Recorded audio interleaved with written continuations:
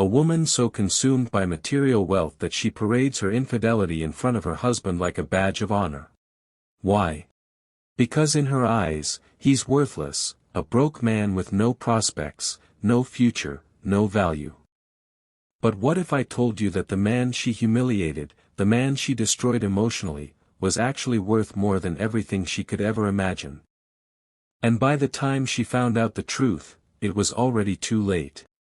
Before we dive into this story, comment below where you're watching from. And if you're new here, make sure to click that subscribe button and turn on notifications because we bring you the most jaw-dropping real-life stories every single week. This is the story of Derrick Ashford and Simone Baptiste, a couple whose marriage looked perfect on the outside but was rotting from within. They met during their university days in Houston, two ambitious black students with dreams bigger than the sky. Derrick studied computer science while working part-time jobs to support himself. Simone, stunning and sophisticated, was pursuing a degree in marketing and had always been surrounded by attention, wealth, and privilege. Their love story began like a fairy tale. Derrick was different from the other men who pursued Simone. He was genuine, thoughtful, and saw beyond her beauty into her soul. He wrote her poetry, stayed up late helping her with assignments, and promised her a future where they'd build an empire together. Simone fell hard. Here was a man who treated her like a queen, who saw her potential, who made her feel valued beyond her looks. They married 2 years after graduation in a beautiful ceremony surrounded by family and friends. Everyone believed they were the perfect match. But life, as it often does, had different plans. The first 3 years of marriage were challenging but manageable. Derrick worked as a software developer for a mid-sized tech company while Simone climbed the corporate ladder at a luxury marketing firm. They had a modest apartment in the suburbs, nothing fancy, but it was theirs. They talked about buying a house, starting a family, traveling the world. Then Derrick made a decision that would change everything. He quit his job. Not out of laziness or lack of ambition, but because he wanted to pursue something bigger. He'd been developing a software application in his spare time, something revolutionary in the fintech space that he believed could change how people managed their money. He'd saved up enough to support them for about 6 months while he worked on it full-time, and he'd already caught the interest of a few potential investors. Simone didn't see it that way. To her, Derrick had thrown away stability for a pipe dream. She'd grown up watching her mother struggle after her father's business ventures failed repeatedly, and she'd sworn she'd never live that life. When Derrick told her about his decision, she smiled and nodded, but inside, resentment began to grow like a cancer. Months passed. The savings dwindled. The investors who seemed interested suddenly went quiet. Derrick worked 18-hour days, surviving on coffee and determination, convinced he was on the verge of a breakthrough. Meanwhile, Simone became the sole breadwinner, a fact she reminded him of constantly. "I'm carrying this household, Derrick," she'd say, her voice dripping with contempt. "While you're playing tech genius in the spare bedroom." The warmth in their marriage evaporated. Simone stopped coming home at reasonable hours. When she did come home, she'd walk past Derrick without a word, designer bags in hand, bags she'd bought with her own money, she'd emphasize, as if to drive home his inadequacy. Then came Jamal.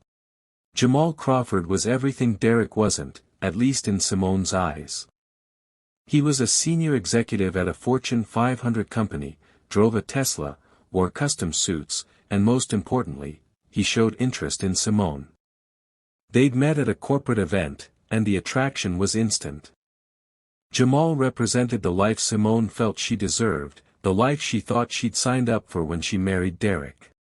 The affair started small. Lunch meetings that ran long. Text messages that made her smile in ways Derrick hadn't in months. Then came the hotel rooms, the weekend getaways disguised as work trips, the expensive gifts. At first, Simone hid it. She'd delete messages, make sure her stories were straight, cover her tracks. But as Derrick's startup continued to struggle and their bank account hit critically low levels, something inside her shifted. Why should I hide? She thought. He can't even provide for me. He has no right to demand anything from me. So she stopped hiding. It started with her leaving her phone unlocked, messages from Jamal visible for anyone to see. Then she stopped explaining where she'd been. She'd come home at midnight smelling of expensive cologne that wasn't Derrick's, and when he'd ask where she'd been, she'd simply say, out, and dare him with her eyes to push further. Derrick noticed everything, of course. How could he not? The woman he loved was slipping away, and there was nothing he could do about it. He tried talking to her, tried reconnecting, tried explaining that he was so close to finishing the app, that things would turn around. Turn around? Simone laughed bitterly one night. Derrick, wake up. You're broke. You're a failure. I work all day to keep a roof over our heads while you chase fantasies. You think I'm supposed to just wait around while you figure yourself out? Simone, I'm your husband. My husband. She cut him off. A husband provides. A husband makes his wife feel secure. What do? You make me feel like I married a child. The words cut deeper than any knife could. But worse was yet to come. One evening, Derrick came out of his office to find Simone getting ready for another night out. She was wearing a dress he'd never seen before, expensive, revealing, stunning. Where are you going? He asked quietly. Does it matter? She replied, applying lipstick in the mirror. Simone, please. Can we just talk? I'm going to meet Jamal, she said flatly, turning to face him. You know, the man who actually has his life together. The man who can afford to take me to nice restaurants without checking his bank account first. Derrick felt his heart shatter. You're not even trying to hide it anymore. Simone shrugged, grabbing her purse. Why should I? What are you going to do, Derrick? Divorce me? With what money? You can barely afford to keep the lights on. Face it, you need me more than I need you. So while you're here playing computer games or whatever it is you do, I'm going to be with a real man. She walked out, leaving Derrick standing in the middle of their living room, broken and humiliated. The disrespect became routine. Simone would bring designer bags home, clothes, jewelry, all gifts from Jamal, and she'd leave them out in the open for Derrick to see. Sometimes she wouldn't come home at all, spending nights at Jamal's penthouse apartment downtown. When she was home, she treated Derrick like a roommate she despised. She'd make comments about his clothes, his car, a 10-year-old Honda Civic, his inability to take her anywhere nice. She'd talk on the phone with Jamal while Derrick was in the next room, laughing loudly, making sure he could hear every word. No, baby, I can't tonight, she'd say into the phone. I have to go home and check on things. The pause before things made it clear she was referring to Derrick. Her friends knew. His friends knew. Even their families began to hear whispers. Derrick's mother called him one day, her voice heavy with concern. Son, people are talking. They're saying Simone is stepping out on you. Is it true? Derrick couldn't bring himself to lie to his mother, but he also couldn't say the words out loud. Mama, I'm handling it. Handling it? Baby, you need to stand up for yourself. You're a man, not a doormat. But what could he do? He'd invested everything, their savings, his time, his reputation, into this app. He was so close to finishing it, so close to proving everyone wrong. He just needed a little more time. Simone, meanwhile, was falling deeper into her relationship with Jamal. He represented everything she'd convinced herself she wanted: wealth, status, security. He took her to exclusive restaurants, weekend trips to Miami and Dubai, introduced her to influential people.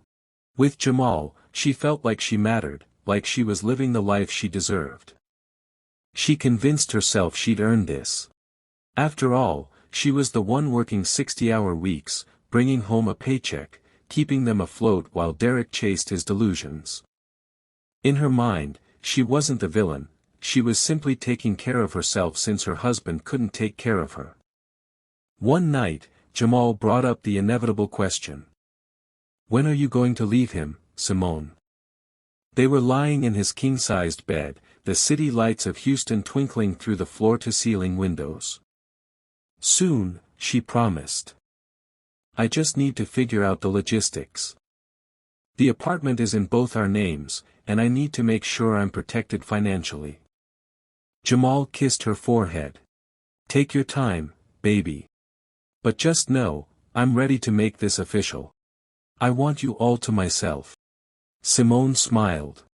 Soon, she thought. Soon she'd be free of Derrick and his failures, free to start the life she actually wanted. What Simone didn't know, what she couldn't have known because she'd stopped paying attention to Derrick altogether, was that everything was about to change. While she was out living her double life, Derrick had finally completed his application. More than that, he'd secured a meeting with a major venture capital firm that specialized in fintech investments.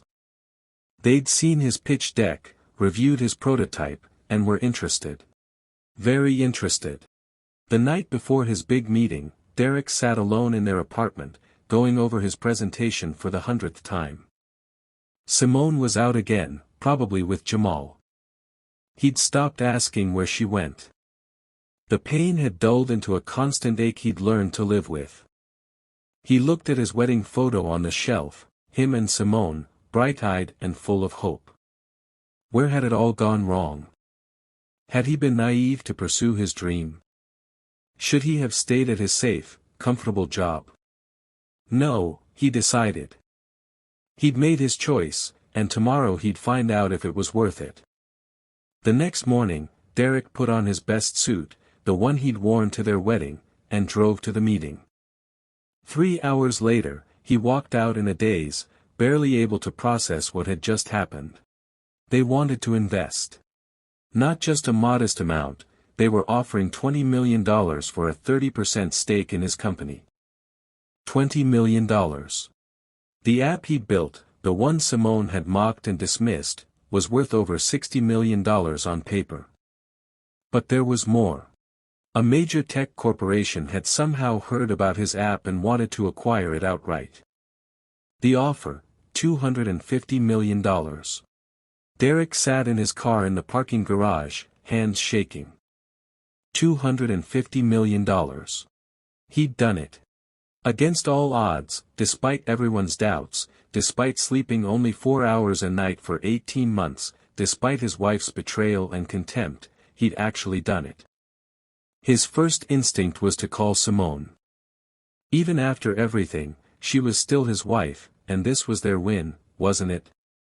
He pulled out his phone, but before he could dial, a text message came through from his lawyer friend, Terrence. "Man, I hate to be the one to tell you this, but I saw Simone at the reserve last night with some dude. They were all over each other. I'm sorry, bro. You deserve better." Attached was a photo. Simone and Jamal, locked in an intimate embrace, his hands on her waist, her head thrown back in laughter. Something crystallized in Derrick's mind at that moment. This wasn't his win and Simone's. This was his win. She'd abandoned him when he needed her support most. She'd mocked his dreams, disrespected their marriage, and paraded her infidelity like a trophy. He'd offered her loyalty, love, and partnership. She'd offered him contempt, betrayal, and humiliation. He put his phone away without calling her and drove to Terrence's office instead. "I need you to draw up divorce papers," Derrick said. "And I need them to be airtight." Derrick accepted the acquisition offer. Within 2 weeks, the contracts were signed, and $250 million was transferred to an account in his name alone. He'd started the company before marriage, used no marital funds, it was all his. He didn't tell Simone. Why would he? She was barely home anyway, spending most of her time at Jamal's place, probably planning her exit strategy.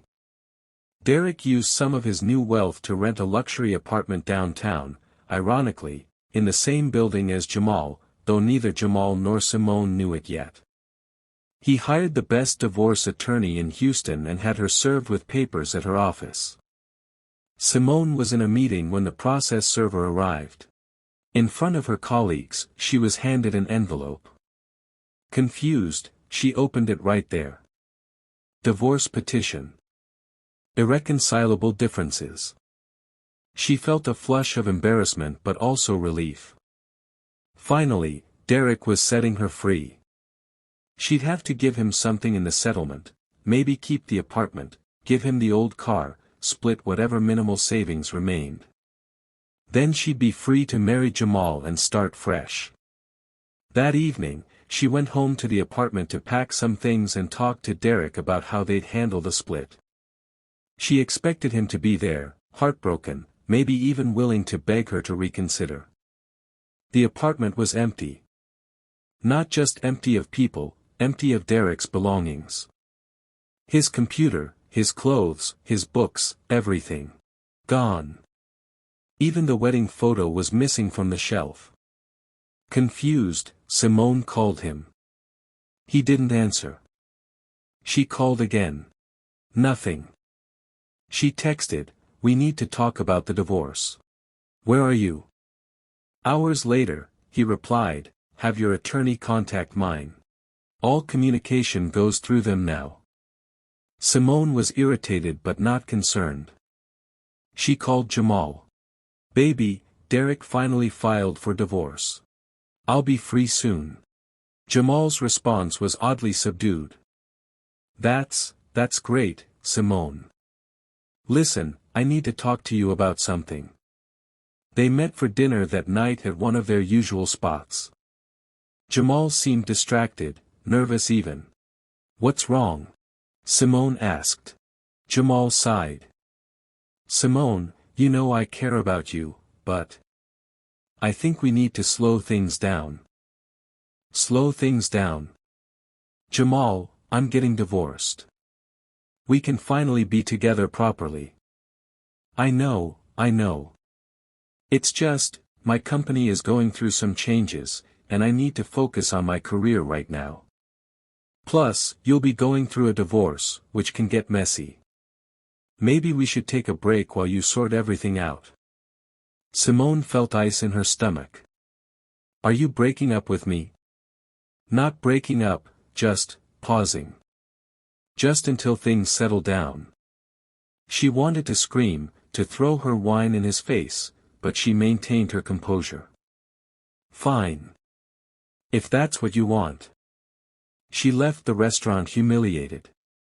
In the span of one day, both men in her life had left her. But at least, she consoled herself, she'd get a decent settlement from the divorce. The apartment, half of whatever Derrick had managed to save, maybe even alimony given that she'd been the breadwinner. 3 weeks later, Simone sat in her attorney's office, confident and ready to negotiate the divorce settlement. Her attorney, a sharp woman named Patricia, looked uncomfortable. "Simone, we need to talk about your expectations for this divorce. I want the apartment, and I think I'm entitled to alimony given that I supported him for over a year while he was unemployed." "Simone, stop." Patricia interrupted, sliding a document across the desk. "You need to read this." It was a financial disclosure form. Standard in divorce proceedings. She scanned it lazily until her eyes caught on a number that made her blink and read again. Current assets, $247 million. Her heart stopped.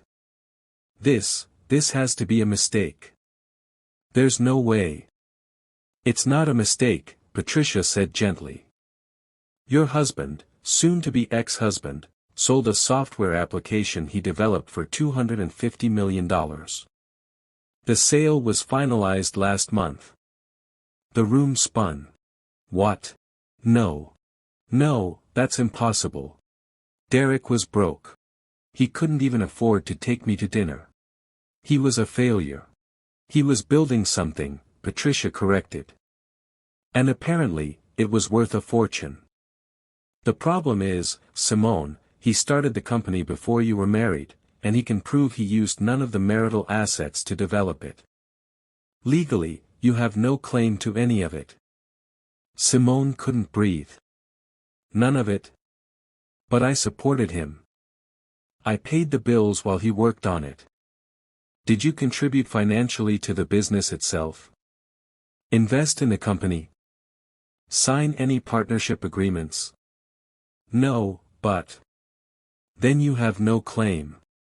You're entitled to half of the marital assets accumulated during the marriage, which amounts to approximately $8,000 in a joint savings account and equity in the apartment. That's it. $8,000. The apartment. That's all she'd get while Derrick walked away with $250 million. This can't be happening, Simone whispered. But it was happening. It had already happened. The news of Derrick's massive sale broke in the tech world shortly after. Local developer sells revolutionary fintech app for $250 million, the headlines read. There were interviews, features in magazines, invitations to speak at conferences. Derrick's face was everywhere, and with it came the inevitable questions about his personal life.